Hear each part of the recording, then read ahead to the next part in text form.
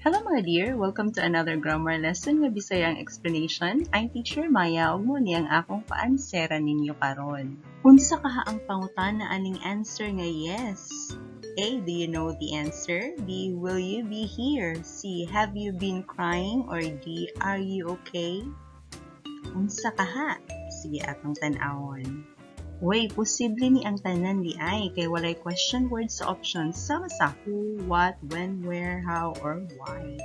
Basta ang question magsugod sa helping verbs sama sa do, does, did, have, has, am, is, are, mga modals like will, would, can, could, should, ug uban pa.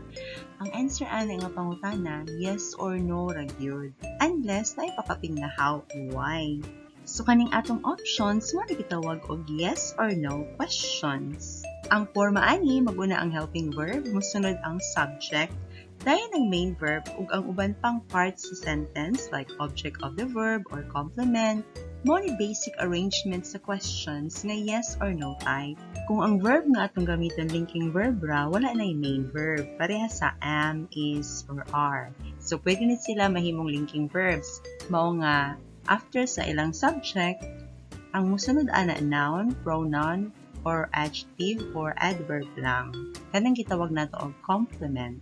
Kung simple present atong gamiton nga tense, mogamit ang helping verb nga do or does, depende sa subject. Does for singular, nga do for plural.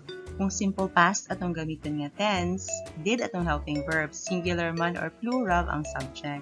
Kung ang uban pang tense ang atong gamiton, iuna nato sa question kung unsa man ang helping verb ana nga tense. Sa maaning present continuous, mag-una niya is or are, so mo natong iuna.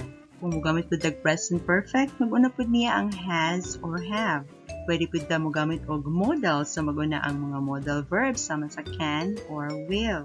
Ang point is, kung gusto na ta mangutanag yes or no ba, sugdan na to atong pangutana sa helping verb, dili sa question word. Ug mo ato ang grammar knowledge nga akong ika-share sa inyo ha karon.